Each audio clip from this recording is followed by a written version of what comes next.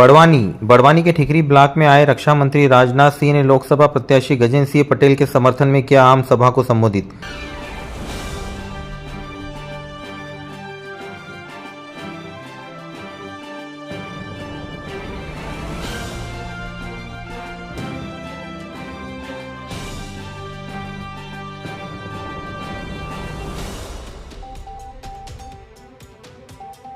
यह करिश्मा भी हमारी सरकार ने किया है। लंबा भाषण नहीं करूंगा क्योंकि अभी 4 महीने पहले आप लोग विधानसभा का चुनाव था, उसमें भी आप लोगों ने भाषण बहुत सुना होगा, आपके कान पक गए होंगे।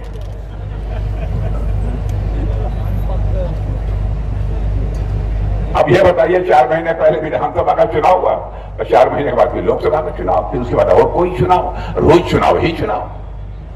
अच्छा यह बताइए, सिलसिला बंद होना चाहिए कि नहीं बंद होना चाहिए?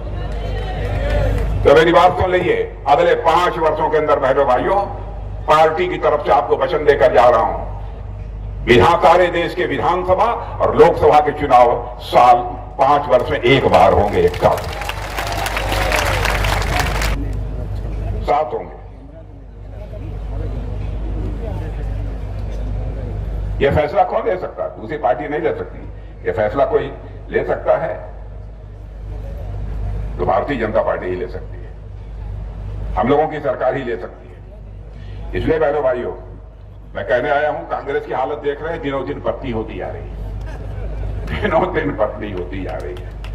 मैं अभी पिछली सभा में लोगों से कह रहा था, कांग्रेस की हालत तो इतनी पतली होती जा रही है कि 10 साल के बाद बच्चों से कांग्रेस का नाम लेंगे तो बच्चे कहेंगे कौन कांग्रेस?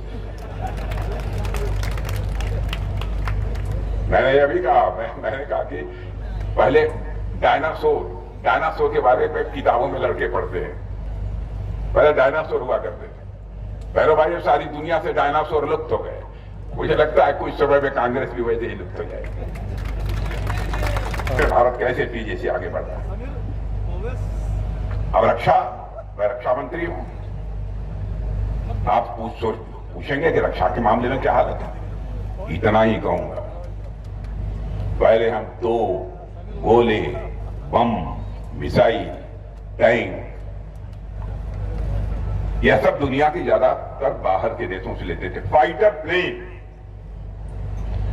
बहनों भाइयों, अब हम लोगों ने भारत की धरती पर भारतवासियों के हाथों से सब सारी चीजें बनाना प्रारंभ कर दिया।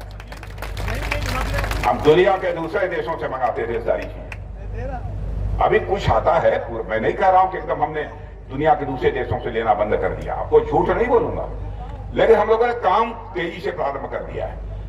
पहले 600 करोड़ रुपए का यह सब सामान हम दुनिया के छोटे मोटे देशों को देते थे, और आज मैं कह सकता हूं 5 वर्ष के अंदर यह करिश्मा हो गया कि 600 करोड़ हम दुनिया के दूसरे देशों को एक्सपोर्ट करते थे, अब 2 महीना पहले ही हमने 21,000 करोड़ रुपए का एक्सपोर्ट किया है। और सब तो सब ब्रह्मोस मिसाइल भी एक्सपोर्ट किया है। ब्रह्मोस मिसाइल, यह भारत की ताकत। टेक्नोलॉजी, खेती बाड़ी, ये वो लोगों की आवश्यकता, देखिए मकान, शौचालय, नल से जल, बहुत चीजें, मैं तो बहुत विस्तार में नहीं जाना चाहता। टेक्नोलॉजी, जिसमें भारत बहुत ही पिछड़ा हुआ देश माना जाता है, तकनीक, टेक्नोलॉजी। अब आप देखिए, यूपीआई जिसके माध्यम से बैंकों से पैसा लेन देन करते हैं लोग ना, दुनिया के कई देशों ने यूपीआई को मान्यता दी है और हम लोग की नकल की है, इसे स्वीकार किया है।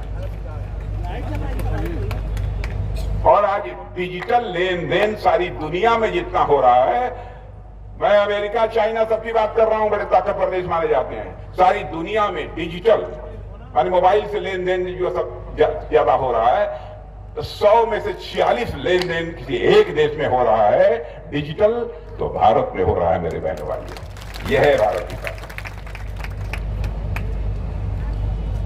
भारत बहुत तेजी से आगे बढ़ रहा है, लेकिन हम सबको जीवन में असफलताएं भी मिली। आपने देखा, हमारे वैज्ञानिकों ने एक चंद्रयान तैयार किया, एक चंद्रयान 2 तैयार किया चंद्रमा पर भेजने के लिए, लेकिन चंद्रयान 2 चंद्रमा पर उसका लैंडर लैंड नहीं कर पाया। रोने लगे वैज्ञानिक। अब प्रधानमंत्री की संवेदनशीलता देखिए, चटपट रात को घटना हुई, सुबह उनके बाद बंगलोर पहुंच गए, वैज्ञानिकों की पीठ थपथपाई, उनके गले से लगाया और कहा कि आप बिल्कुल चिंता मत करो, जो नुकसान हुआ होगा, जितना पैसा लगेगा उतना पैसा हम लगाने को तैयार हैं, चंद्रयान 3 की तैयारी करो। और मेरे बहनों भाइयों, कान खोल कर सुन लो, हमारे वैज्ञानिकों का हौसला बढ़ा दिया, जिनके आंखों में आंसू थे उस समय चंद्रयान 2 की विफलता के कारण, और लग गए, जुट गए। और चंद्रयान 3 जब छोड़ा गया मेरे बहनों भाइयों, चंद्रमा के दक्षिणी ध्रुव पर लैंड करने में उसने कामयाबी हासिल की और विश्व का पहला देश भारत बन गया।